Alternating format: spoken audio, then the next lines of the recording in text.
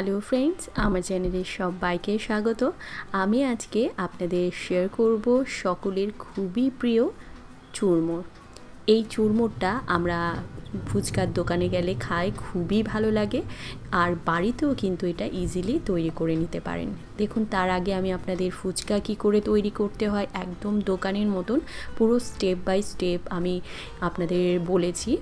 আর এটা এইভাবে বানিয়ে আমার অনেক ভিউয়াররা সফলতা পেয়েছে। যারা ফুচকার রেসিপি এখনও দেখেননি, দেখতে পারেন। আমি ডেসক্রিপশন বক্সে আর ভিডিওর শেষে লিঙ্ক দিয়ে দেব। আর এই ফুচকাটা বানিয়ে আপনারা যদি রোদের মধ্যে একটুখানি কাপড়ের মধ্যে রোদে দিয়ে একটু শুকিয়ে নিতে পারেন, রোদে একটু ফেলে রাখতে পারেন, সেক্ষেত্রে এই চুরমুর আরও বেশি মজার লাগে, ফুচকাগুলো আরও বেশি মুচমুচে হয়। আর এটা আপনারা কয়েকদিন রেখেও এরকম কৌটোতে ভরে রেখেও খেতে পারেন। তো সেই ফুচকা দিয়ে আমি আজকে আপনাদেরকে একদম দোকানের মতন টেস্টি চুরমুর বানিয়ে দেখাবো। তো এর জন্য কাঁচা লঙ্কা কুচি নিয়েছি, একটু এমনি নুন, বিট নুন রেখেছি, আর এখানটা একটু ধনে পাতা কুচি রেখেছি, আর লাগবে আমার আলু সেদ্ধ। আলুটা ভালো করে সেদ্ধ করে আমি রেখেছি। এখানে মটর সেদ্ধ করে রেখেছি, আর এখানটায় রয়েছে ছোলা সেদ্ধ করা। আর ছোলাটা আমি কাঁচাও একটু ইউজ করব, পছন্দ না হলে এটা স্কিপ করতে পারেন। আর একটু গন্ধরাজ লেবু দেব, অবশ্যই গন্ধরাজ লেবু কিন্তু দেবেন।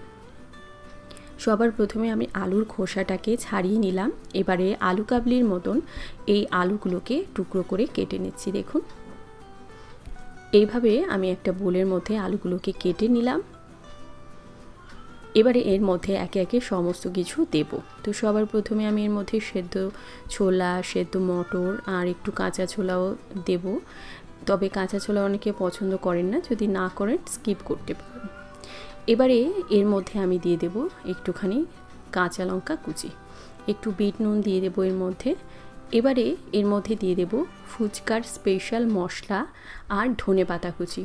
তো কি করে ফুচকার মশলা তৈরি করতে হয় তার রেসিপি আমি আপনাদেরকে শেয়ার করেছি। তো সেই ফুচকার মশলা আপনারা ওইভাবে তৈরি করে নেবেন, তাহলে একদম দোকানের মতন ওরকম ফ্লেভার আর টেস্ট পাবেন। তো আমি ডেসক্রিপশন বক্সে আর ভিডিওর শেষে লিঙ্ক দিয়ে দেব। তো 1 টেবিল স্পুন মতন ফুচকার মশলা দিয়ে দিলাম, দিয়ে এটাকে মিশিয়ে নেব। কলকাতায় কিন্তু নর্মালি পেঁয়াজ দেয় না, তবে আমরা অনেকে পেঁয়াজ দিয়ে পছন্দ করি। তো যারা পেঁয়াজ দিয়ে পছন্দ করেন একটু পেঁয়াজ কুচি এর মধ্যে অ্যাড করবেন, আমার কাছে আরও বেশি ভালো লাগে। তবে অনেকেই পছন্দ করেন না বলে আমি এটা আজকে স্কিপ করলাম। এবারে এর মধ্যে আমি দিয়ে দেব তেঁতুল গোলা জল। এই তেঁতুল জলটা আমি ফুচকার যে তেঁতুল জল করেছি সেটার থেকে ইউজ করছি। তো এটা আপনার নর্মাল তেঁতুল একটু গুলে জলটা দিতে পারেন, আর যদি মনে করেন ওই জলটা বানাবেন সেক্ষেত্রে আপনারা ফুচকার রেসিপিটা আমার দেখে নেবেন। এর মধ্যে গন্ধরাজ লেবুর রস দিচ্ছি বেশ খানিকটা, অবশ্যই করে গন্ধরাজ লেবুটা দেবেন।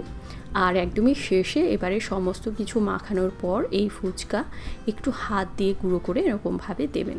ফুচকাটা একদম শেষে মিক্স করবেন, তাহলে এটা একটু মচমচে থাকবে। প্রথম থেকে মিশিয়ে দিলে কিন্তু নরম হয়ে যাবে সার্ভ করার আগে। তো দেখুন, সুন্দর করে আমি মাখিয়ে নিচ্ছি। আমি আবারও বলছি, যারা পেঁয়াজ পছন্দ করেন একটু পেঁয়াজ অবশ্যই করে দেবেন। আর উপর দিয়ে আমি একটুখানি এরকম ঝুরি ভাজা দিয়ে সুন্দর করে গার্নিশ করে এটাকে সার্ভ করব। তো তৈরি হয়ে গেল কলকাতা স্পেশাল চুরমুর। এটা আপনারা বানিয়ে সবাইকে খাওয়ান, সবাই একদম খুশি হয়ে যাবে। কেমন লাগলো অবশ্যই কমেন্ট করে জানাবেন। ভালো লেগে থাকলে লাইক করুন, শেয়ার করুন, আর আমার চ্যানেলটিকে সাবস্ক্রাইব করবেন। ভালো খান, সুস্থ থাকুন, আবারও আসবো নতুন কোনো রেসিপি নিয়ে।